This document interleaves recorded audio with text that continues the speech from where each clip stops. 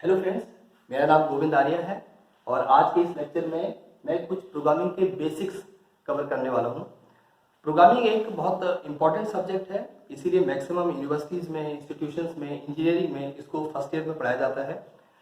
Engineering में, specially computer engineering में जो भी हम सब्जेक्ट पढ़ने वाले हैं सेकेंड ईयर में, थर्ड ईयर में, फोर्थ ईयर में, maximum subject programming based subject हैं या फिर प्रैक्टिकल ओरिएंटेड सब्जेक्ट हैं।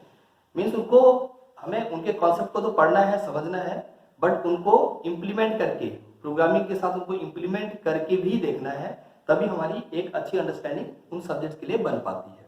तो इसलिए प्रोग्रामिंग सब्जेक्ट अपने आप में बहुत इंपॉर्टेंट सब्जेक्ट है। अब प्रोग्रामिंग कोई भी हो, चाहे हम सी प्रोग्रामिंग पढ़ें, सी प्लस प्लस प्रोग्रामिंग पढ़ें, जावा प्रोग्रामिंग पढ़ें, पाइथन प्रोग्रामिंग पढ़ें या कोई और प्रोग्रामिंग पढ़ें, उनको पढ़ने से पहले कुछ प्रोग्रामिंग के फंडामेंटल्स हैं जो हमको पता होने चाहिए। ठीक है ना। तो उन्हीं फंडामेंटल्स को मैं इस वीडियो लेक्चर में कंप्लीट करने वाला हूं। तो मैंने इस पूरे बेसिक्स को बेसिकली 4 पार्ट में डिवाइड किया है। Part A, need and importance of computer programming. Part B, programming languages, because we have so many type of programming languages, तो इनको भी हम कवर करेंगे। Then compilation and execution process, compilation process क्या है, एग्जीक्यूशन प्रोसेस क्या है, इसको भी हम देखेंगे। देन कुछ कॉमन कंपाइलर, स्पेशली अगर हम सी की बात करते हैं तो सी में कौन कौन से कंपाइलर्स हैं उनको हम थोड़ा सा यहाँ पे डिस्कस करेंगे। ओके, तो स्टार्ट करते हैं। सबसे पहले need and importance of computer programming, कि कंप्यूटर प्रोग्रामिंग की एक्चुअल में जरूरत क्या है।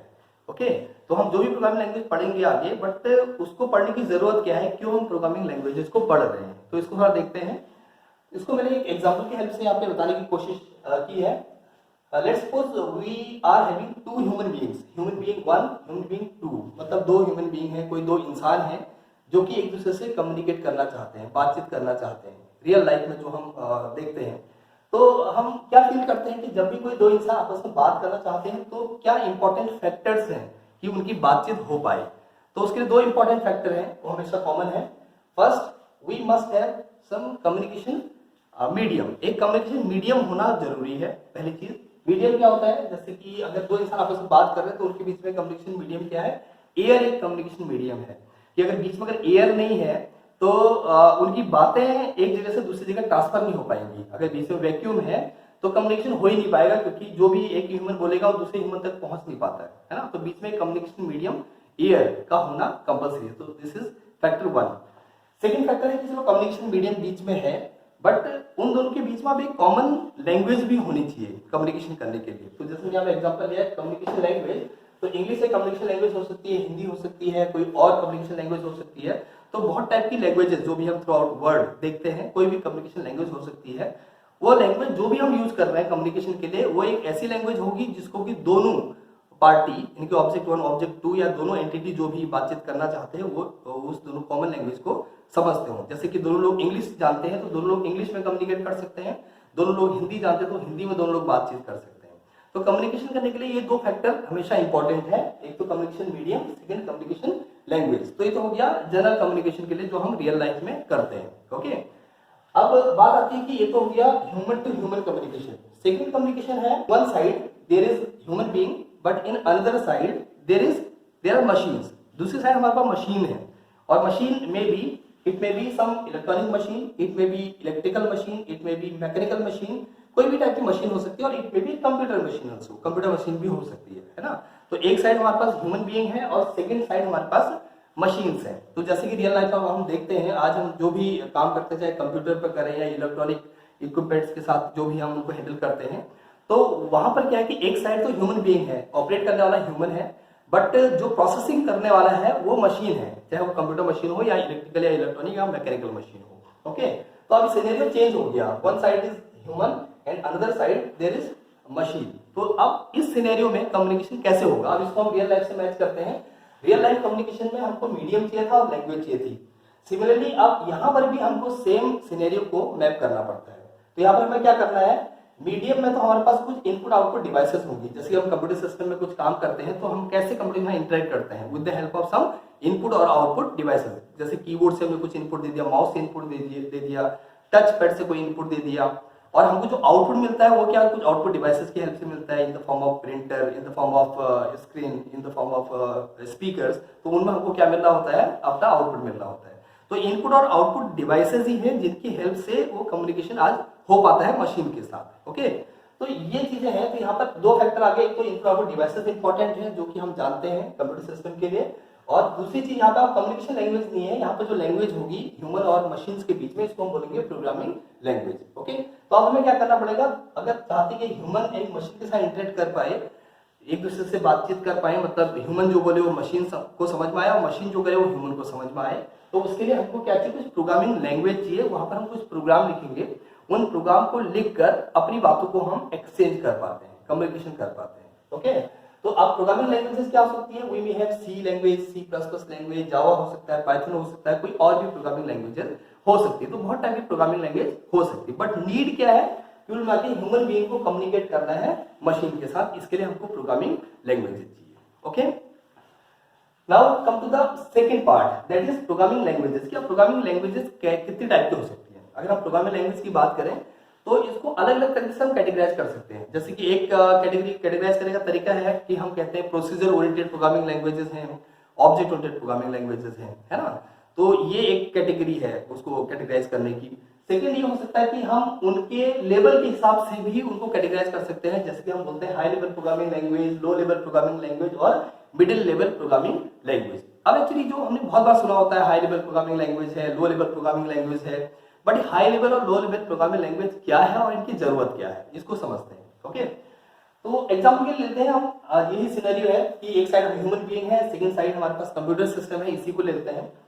अब हम बात करते हैं ह्यूमन बीइंग की। तो ह्यूमन कोई भी जब लैंग्वेज यूज करता है तो हम क्या यूज करते हैं, हमारे पास कुछ नंबर्स हैं 0 to 9, हमारे पास कुछ कैरेक्टर सेट है फ्रॉम A to Z, और कुछ हमारे पास स्पेशल सिंबल्स हैं, है ना। जैसे कि हमारे पास कुछ ऑपरेटर्स हैं, प्लस माइनस इंटू डिवाइड, उसके बाद हमारे पास कुछ स्पेशल और सिंबल हैं, ब्रैकेट हैं, इन्वर्टेड कॉमास हैं, पॉइंट है ना। ये हमारे पास कुछ कैरेक्टर का सेट है। ओके, उन्हीं की हेल्प से हम क्या कर पाते हैं, कुछ चीजें लिख पाते हैं, चाहे वो मैथमेटिक्स में लिखना हो, हमको फिजिक्स में लिखना हो, है ना, या हमको किसी और सब्जेक्ट में अपनी बात को कहना हो, तो हम क्या करते हैं, उन्हीं कैरेक्टर सेट का यूज करते हैं। ओके, तो जैसे कि मैंने यहाँ पे लिखा है A = 10, B = 12, C = A+B और प्रिंट C। ओके, तो कोई भी ह्यूमन बीइंग इस चीज को आराम से लिख भी सकता है और इसको समझ भी सकता है कि ये क्या लिखा हुआ है। ओके, और इसको समझना ह्यूमन बीइंग के लिए बहुत आसान है ना, ये इजी है, बिल्कुल मैथमेटिक्स में जैसे हम लिखते हैं वैसे ही मैंने इसको यहाँ पर लिखा हुआ है। ओके, तो इसको हम कह सकते हैं ये ह्यूमन लैंग्वेज है, करेक्ट। अब दूसरी साइड हम बात करते हैं कि दूसरी साइड हमारे पास है मशीन। अब मशीन के लिए लैंग्वेज कैसी होगी? ओके, तो मशीन को जब बनाया लोगों ने, जब मशीन को डेवलप करा, तो मशीन को कैसे डेवलप करा गया, मशीन को कुछ लॉजिक के साथ डेवलप करा गया। ओके, तो मशीन के लिए हमारे पास क्या है, कुछ लॉजिक है। तो बेसिकली हमारे पास दो लॉजिक है, one is true logic, second we have false logic. तो दो बेसिकली लॉजिक है, ट्रू लॉजिक और false logic. Normally general convention है कि हम ट्रू को बोलते हैं 1 और फॉल्स को हम बोलते हैं 0। It's general convention, it's not a rule, it's just a convention. Okay, तो हमारे पास ट्रू और फॉल्स लॉजिक है। तो स्पेशली जब कंप्यूटर सिस्टम को बनाया गया तो उसको दो लॉजिक के साथ बनाया गया कि ट्रू लॉजिक देंगे, फॉल्स लॉजिक देंगे। ओके, यानी कि 1 और 0 के साथ स्टार्ट किया गया।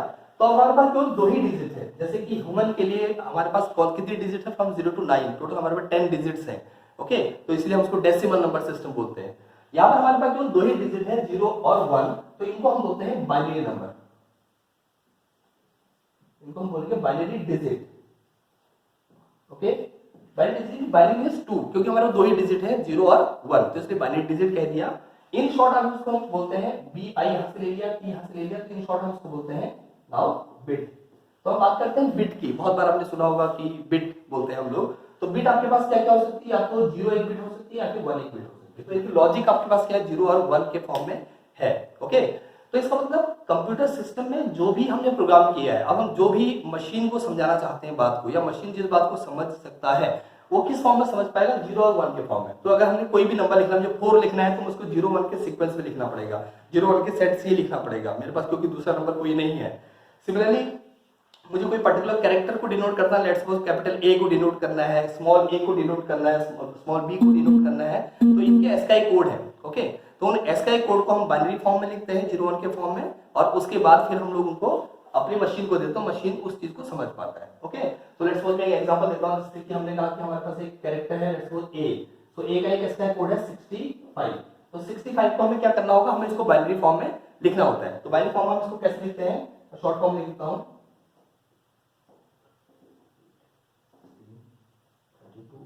64।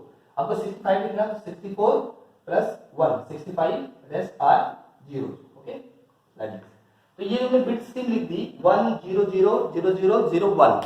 Okay, so it is equivalent to 65। तो मैंने बाइनरी में लिखा है 01 के फॉर्म में, तो ये डेसिमल वैल्यूज के निकालेंगे तो ये 65 कैलकुलेट करके आएगा। ओके, अब यहाँ पर बात है कि जैसे मुझे ए को डिनोट करना था, ये तो मैंने कैपिटल ए लिखा है, यहाँ पर मैंने स्मॉल ए लिखा है, स्मॉल ए का इसका कोड है 97। तो सिमिलरली हम 97 को भी बाइनरी फॉर्म में लिख पाएंगे। ओके, तो ये मैंने 01 के फॉर्म में ही लिखा, तो कैरेक्टर तो ए था बट उसको लिखा कैसे, हमने 0 और 1 के फॉर्म में लिखा है। ओके, तो अब कोई भी जो भी कॉन्सेप्ट हमने लिखा है, ह्यूमन बीइंग जो कॉन्सेप्ट को भी लिखेगा उसको 0-1 के फॉर्म में हमें उसको रिप्रेजेंट करना पड़ेगा, तभी उसको मशीन समझ पाएगी। ओके, तो इसका मतलब क्या है कि मशीन जो हमारी है, ओके, कंप्यूटर मशीन की अगर हम बात करें, डिजिटल मशीन की बात करें, तो वो उस मशीन को 0-1 के कोड अगर हम देंगे लिख के तो वो उसको समझ पाएगा।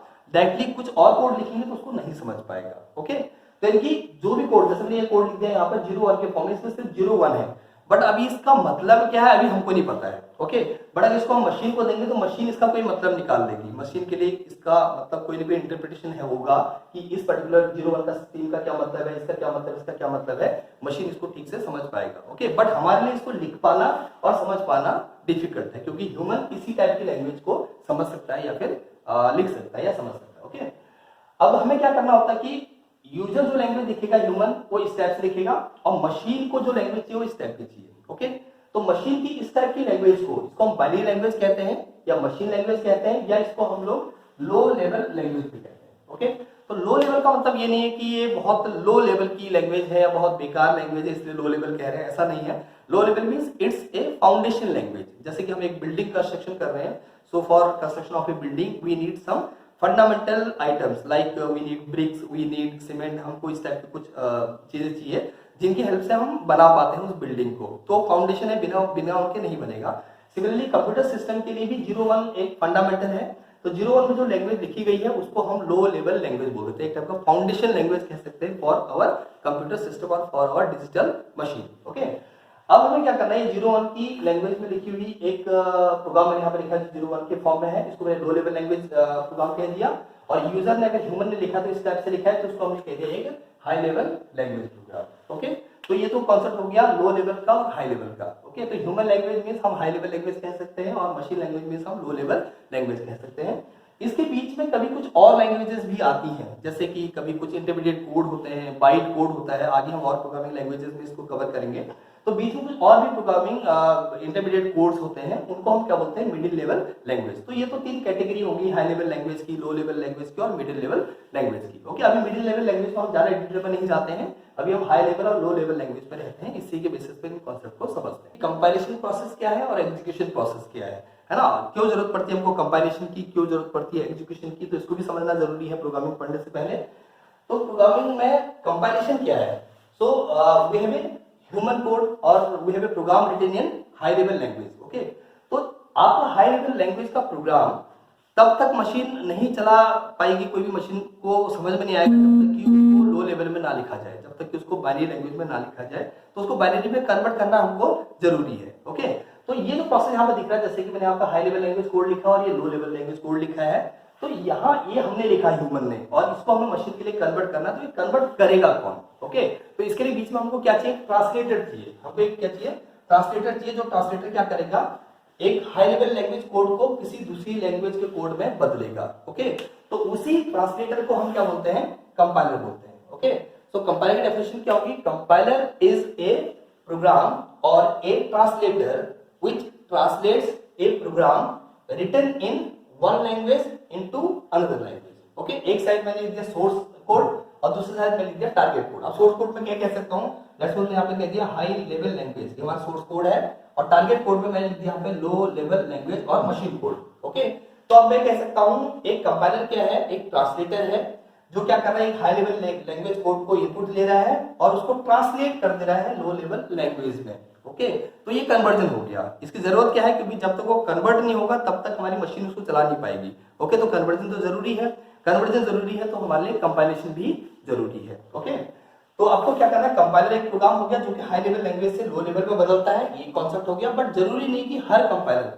हाई लेवल लैंग्वेज कोड को लो लेवल कोड में ही बदले। ऐसा भी हो सकता है कि एक हाई लेवल कोड को हम लोग इंटरमीडिएट कोड में बदल दें, मतलब मिडिल लेवल लैंग्वेज कोड में बदल दें, तो इसके लिए भी हमें कंपाइलर ही चाहिए, तो उसको भी हम कंपाइलर ही बोलेंगे। तो इसलिए मैंने यहाँ पे high level low level directly ना लिखने के बजाय मैंने यहाँ पे टर्म यूज किया है source code and target code. Okay, तो सोर्स कोड आपका क्या हो सकता है, हाई लेवल लैंग्वेज कोड भी हो सकता है, कुछ और भी हो सकता है। सिमिलरली जो टारगेट कोड है वो आपका लो लेवल लैंग्वेज कोड भी हो सकता है, मतलब बाइनरी कोड भी हो सकता है, और बाइनरी कोड के अलावा इंटरमीडिएट कोड भी हो सकता है, कोई बाइट कोड भी हो सकता है। ओके, बट एक कंपाइलर इज ए प्रोग्राम और translator which translates a program from source code to target code. तो ये डेफिनेशन है हमारी कंपाइलर की, कि जो भी कंपाइलर होगा वो इसी तरह से कंपाइल करता है या ट्रांसलेट करता है। ओके, तो ये इंपॉर्टेंट चीज होगी। जैसे यहाँ पे इस प्रोसेस को हम समझ सकते हैं, अगर मैं कह रहा हूँ कि सोर्स कोड हमारा ये है हाई लेवल लैंग्वेज में और इसको बाइनरी कोड में हमको बदलना है ऐसे, तो बीच में मान लो हमारे पास एक कंपाइलर है। ओके, तो ये मैंने शो कर रखा है यहाँ पे, ये डायरेक्टली कन्वर्ट हो रहा है यहाँ पे from high level language to low level language, क्योंकि फ्रॉम सी के कोड मान लो मैंने लिखा हाई लेवल लैंग्वेज में और डायरेक्टली मैंने इसको कन्वर्ट कर दिया मशीन कोड में। ओके, तो इस कन्वर्जन के लिए मैंने क्या किया, जैसे मैंने यहाँ पे लिखा a इक्वल टू 10, तो लेट्स सपोज मैंने a को डिनोट करने के लिए ये कोड यूज करा, ये एग्जांपल है, it's not the exact code for a। Then मैंने लिखा यहाँ पे इक्वल, एक साइन है यहाँ पे इक्वल के लिए लेट्स सपोज मैंने यूज कर लिया ये वाला विथ स्ट्रिंग, देन 10 को मैंने डिनोट कर दिया let's suppose like this. Okay, एक एग्जांपल है। सिमिलरली फिर मैंने कहा b इक्वल टू 12, तो b को मैंने डिनोट कर दिया मान लो ऐसे, इक्वल को लिख दिया ऐसे, देन 12 को लिख दिया लेट्स सपोज ऐसे, है ना। Similarly c equal to a plus b को मान लो मैंने ये कोड से डिनोट कर दिया, देन फिर मुझे लिखना प्रिंट c, मान लो प्रिंट c के लिए मैंने ये कोड यूज कर दिया। ओके, तो ऐसे क्या हो सकता है कि लाइन बाय लाइन या फिर पूरे प्रोग्राम का पूरा बाइनरी में प्रोग्राम क्या हो जाएगा, कन्वर्ट हो जाएगा। और एक बार वो कन्वर्ट हो गया तो हम कहेंगे कि हमारा प्रोग्राम क्या हो गया है, कंपाइल हो गया है। तो इसको हम कंपाइलेशन प्रोसेस बोलते हैं, जिसमें कि हम एक कोड को दूसरे कोड में बदल देते हैं। ओके, तो क्लियर है, इस प्रोसेस को, यहां से यहां तक के प्रोसेस को हम कंपाइलेशन बोलते हैं। So this process is known as compilation. Okay, तो कंपाइलेशन प्रोसेस हो गया यहां तक का process. Okay, after compilation once we have compiled code, once we have binary code, मान लो अब हमारे पास बाइनरी कोड अवेलेबल है, बाइनरी कोड है जिसको कि मशीन आराम से चला सकती है, हमारा कंप्यूटर इजीली समझ सकता है, उसको इंटरप्रेट कर सकता है। ओके, अब इंटरप्रेट कौन करेगा, आपके पास टारगेट कोड अवेलेबल है, यहाँ पे बाइनरी कोड अवेलेबल है, आपके पास जो कोड है यहाँ पे वो 0-1 की फॉर्म में आपके पास अवेलेबल है। लेट्स सपोज मैंने यहाँ पे शॉर्ट में लिख देता हूँ, ऐसे कुछ कोड लिख दिया मैंने। ओके, ये कोड है और ये बाइनरी कोड है। अब इस बाइनरी कोड को आपके कंप्यूटर ने चलाना है, कंप्यूटर मतलब आपकी मशीन ने चलाना है, तो आपके उसको इंटरप्रेट करने के लिए, एग्जीक्यूट करने के लिए क्या हार्डवेयर अवेलेबल है, आपके पास सीपीयू है और मेमोरी है। तो बेसिकली कोई भी प्रोग्राम जब एग्जीक्यूट होता है तो उसमें दो कंपोनेंट मेजरली इन्वॉल्व होते हैं हमेशा। सीपीयू तो होता ही है, सीपीयू को एग्जीक्यूट करना होता है, उसके पास एएलयू है, अरिथमेटिक लॉजिक यूनिट, जो उसको सारे ऑपरेशन को प्रोसेस करता है, और डेटा को स्टोर करने के लिए उसको मेमोरी में उसको रखना पड़ता है, जिसको हम रैम बोलते हैं नॉर्मली। तो मेमोरी और सीपीयू की हेल्प से हमारा प्रोग्राम क्या होने वाला है, चलने वाला है, कि जो हमें आउटपुट मिलेगा वहां पे एग्जीक्यूट होने के बाद मिलेगा। ओके, तो हमारा प्रोग्राम का जो बाइनरी स्ट्रीम जो है ये क्या हो रहा है, सीपीयू में जा रही है, सीपीयू से मेमोरी में जा रही है, तो ये कोड रन हो रहा है, इसको हम बोलते हैं रन होने का प्रोसेस। तो यहाँ पे जो हमारा कोड आ रहा है ये कोड यहाँ पे एग्जीक्यूट हो रहा है। ओके, तो इस प्रोसेस को हम बोलेंगे रन। तो हम कहते हैं हमारा प्रोग्राम रन करना है। रन मीन्स वो सीपीयू में आ रहा है, मेमोरी में जा रहा है, सीपीयू में आ रहा है, मेमोरी में जा रहा है, तो ये जो रनिंग है प्रोग्राम का इसी को हम एग्जीक्यूशन कहते हैं। तो ये जो प्रोसेस यहाँ पर हो रहा है इसको हम क्या बोलेंगे, प्रोग्राम का एग्जीक्यूशन। ओके, तो दो टर्म हो गए कंपाइलेशन, इनकी सोर्स कोड को टारगेट कोड में बदलने का जो प्रोसेस है कंपाइलेशन, और उसके बाद जो बाइनरी कोड है वो मशीन में जो रन हो रहा है और हमको आउटपुट प्रोवाइड कर रहा है, वहां पर जो ऑपरेशन परफॉर्म हो रहे हैं उसको हम बोलते हैं एग्जीक्यूशन। तो ये एग्जीक्यूशन प्रोसेस। लास्ट में अगर हम नेक्स्ट लेक्चर में सी प्रोग्रामिंग पढ़ते हैं, ओके, या कभी भी आप सी प्रोग्रामिंग पढ़े या कोई और प्रोग्रामिंग लैंग्वेज पढ़े, तो सी के कुछ कंपाइलर्स हैं, तो इनके बारे में थोड़ा सा बता देता हूं। जैसे सी में एक कंपाइलर है जीसीसी कंपाइलर, इंटेल का C++ कंपाइलर और टर्बो सी कंपाइलर, बेसिकली कुछ पॉपुलर कंपाइलर हैं। इसके अलावा और भी बहुत सारे कंपाइलर हैं, बट ये कुछ पॉपुलर कंपाइलर के मैंने यहाँ पर नाम लिखा है। इनमें थोड़ा थोड़ा डिफरेंसेस मैं बताता हूँ। जैसे कि जीसीसी कंपाइलर है, इसका फुल फॉर्म है GNU compiler collection. So basically it's a collection of compiler, it's not a single compiler, it's a collection of compilers. There are so many compilers. तो इसमें सी का कंपाइलर भी है, जावा का कंपाइलर भी है, और भी कुछ कंपाइलर्स है। तो कंपाइलर का एक टाइप का कलेक्शन है ये, है ना। और ये जो कंपाइलर है स्पेशली ये लिनक्स ऑपरेटिंग सिस्टम में या फिर मैक ऑपरेटिंग सिस्टम में बेसिकली चलता है। ओके, विंडोज के लिए ये उतना फेमस कंपाइलर नहीं है, बट विंडोज के कुछ पोर्ट पे इसको स्पेशल तरीके से चलाया जा सकता है। बट स्पेशली अगर आपके पास लिनक्स और मैक ऑपरेटिंग सिस्टम है तो आप जीसीसी कंपाइलर की हेल्प से अपने प्रोग्राम को चला पाएंगे, मतलब सी के कोड को चला पाएंगे, है ना। और भी इसमें कंपाइलर्स है उनको आप यूज कर पाएंगे, करेक्ट। देन इंटेल का C++ कंपाइलर है, स्पेशली C++ का कंपाइलर है और ये विंडोज और लिनक्स दोनों में ही काम करता है। तो इसमें भी हम लोग सी की प्रोग्रामिंग या C++ की प्रोग्रामिंग कर सकते हैं। ओके, देन इसके बाद टर्बो C++ भी एक कंपाइलर है। इसको मैं इसलिए यहाँ पे बता रहा हूँ क्योंकि जो जितने भी पुराने लोग हैं, जितने भी पुराने टीचर्स हैं, पुराने प्रोफेसर्स हैं, उन्होंने अपने टाइम पर उस समय, क्योंकि टर्बो C++ कंपाइलर बहुत पॉपुलर था, तो मैक्सिमम लोगों ने इसी कंपाइलर में बहुत सारी चीजें पढ़ी हुई हैं और उनकी जो प्रोग्रामिंग जो एक्सपर्टाइज है वो इस टाइप के कंपाइलर में होता है। ओके, तो आज ये कंपाइलर बहुत ज्यादा पॉपुलर नहीं है, आज इस पे बहुत ज्यादा काम नहीं करते लोग, बट आप देखेंगे कि बहुत सारी बुक्स वगैरह जो पुराने राइटर ने लिखी हैं वो इसी कंपाइलर के बेसिस पे लिखी हुई है। तो ये स्पेशली डॉस ऑपरेटिंग सिस्टम के लिए पहले काम करता था, डॉस बेस्ड कंपाइलर है और अब विंडोज में भी काम करता है। ओके, तो आप चाहे तो टर्बो C++ में काम करिए, इंटेल C++ में काम करिए या फिर जीसीसी कंपाइलर में काम करिए, बट मैं सजेस्ट करूंगा कि अब हमको जीसीसी कंपाइलर में ही काम करना चाहिए क्योंकि ये ऑथेंटिक कंपाइलर है और इसमें जो भी आप कोड लिखेंगे वो ऑथेंटिक होगा। बाकी जैसे टर्बो C++ कंपाइलर है तो इसमें भी है, बट टर्बो C++ ने क्या किया है, कुछ लाइब्रेरी जो नहीं अवेलेबल थी स्टैंडर्ड सी में उनको बना के उसमें इंटीग्रेट कर दिया, तो वो डायरेक्टली काम करती है। जैसे कि गेट cs फंक्शन है, उसके बाद जैसे कि क्लियर स्क्रीन फंक्शन है, तो ये टर्बो सी ने खुद अपने लिए बनाए, अपने कंफर्ट के लिए या फिर अपने जो प्रोग्रामर्स हैं जो उसको यूज कर रहे हैं उनके कंफर्ट के लिए बनाया। बट अगर वही गेट cs फंक्शन या क्लियर स्क्रीन फंक्शन आप जीसीसी के कंपाइलर में लिख देंगे या फिर स्टैंडर्ड सी के कोड में लिख देंगे तो वो वर्क नहीं करता है। तो इसलिए आपको पता होना चाहिए कि हाँ टर्बो सी में क्या चीज है जो चलती है, क्या चीज है जो नहीं चलती है, तो इसकी भी आपको क्लैरिटी होनी चाहिए। ओके, तो दोस्तों आई थिंक आज के लेक्चर में मैंने प्रोग्रामिंग के कुछ बेसिक्स तो कवर कर ही दिए हैं और जो नेक्स्ट इसके बाद लेक्चर आएंगे उनमें मैं 1 बाय 1 आपको सारे सब्जेक्ट पढ़ाऊंगा, एक एक करके हम कवर करेंगे। तो बेसिकली मैं प्रोग्रामिंग से शुरू करूंगा, तो सी प्रोग्रामिंग से हम लोग नेक्स्ट वीडियो में स्टार्ट करेंगे और सी प्रोग्रामिंग के जितने भी टॉपिक हैं, जितने भी उसकी यूनिट्स हैं, उनको 1 बाय 1 वीडियो लेक्चर में मैं 1 बाय 1 क्लियर करूंगा। मिलते हैं नेक्स्ट वीडियो लेक्चर में। Thank you for watching.